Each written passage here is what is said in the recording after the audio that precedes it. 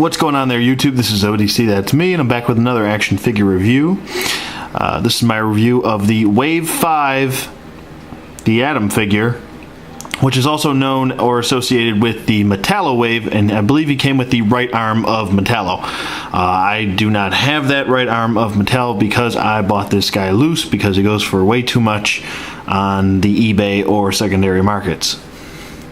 So with that being said, I'm pretty happy to have this guy. He is on the list, so I believe we're down to number 56. I think we're down to 56 figures, so I always leave the number of each figure in the description box below, so you can check that out. That's how we know we're marking down from the list. So without any further ado, I mean, this guy's pretty much just a basic DC Universe Classics. I think the only difference between him and a basic, a pretty much plain Buck is the belt and his head. But other than that, I mean, he's pretty much a basic DC Universe Classics. He's basically painted. The only thing that are sculpted, like I said, are the head and the belt, and that's about it. Everything else is pretty much painted.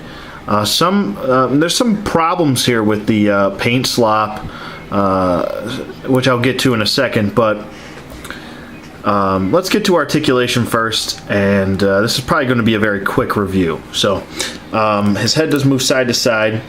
It does look up really, really well, actually. It does look down. Let me shut the door because there's like screaming going on. I don't know what's going on. Small child screaming on TV. But his head does look down, and it does look up, and can do a full 360. His arm does go up about that far, goes down, can do a full 360 as well. He does have a bicep swivel, single bend at the elbow, and a wrist rotation. His ab crunch works nicely. Waist swivel works well too. He has T-jointed hips, which go out, forward, and back. He's got an upper thigh swivel, single bend at the knee, and ankle hinge. So there you go. There's his basic DCUC articulation. As far as the really big want for this guy, I did want him because he's a key member of the Justice League, and I want to complete my collection.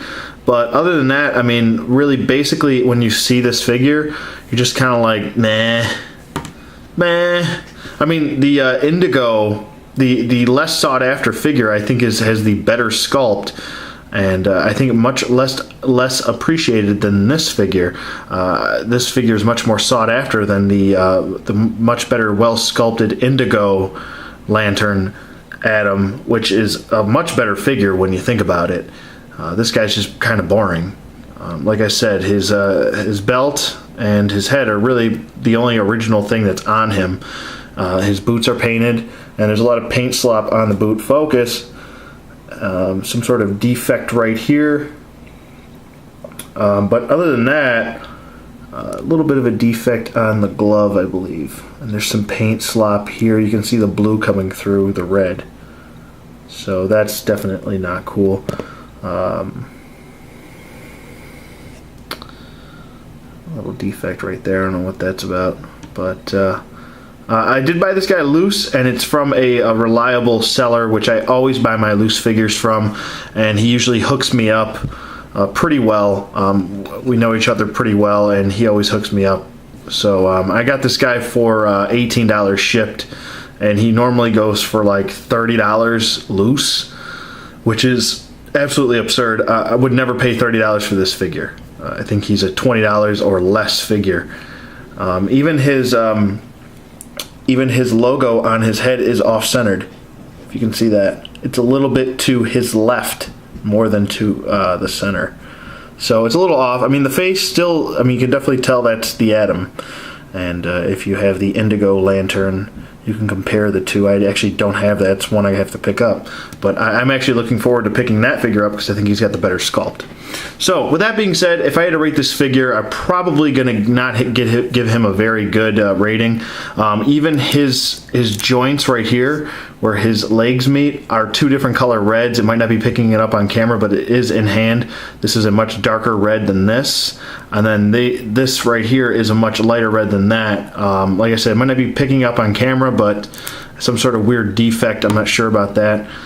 His suit lines right here are a little bit off, not too much though, where you really, I mean, you just have to stare at it to notice it, but some defects, not a lot of sculpting.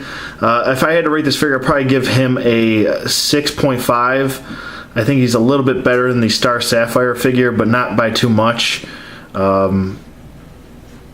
Yeah, so there's my rating. I'm sticking to it. Let me know what you guys think in the comments below, and I will see you guys on the flip side.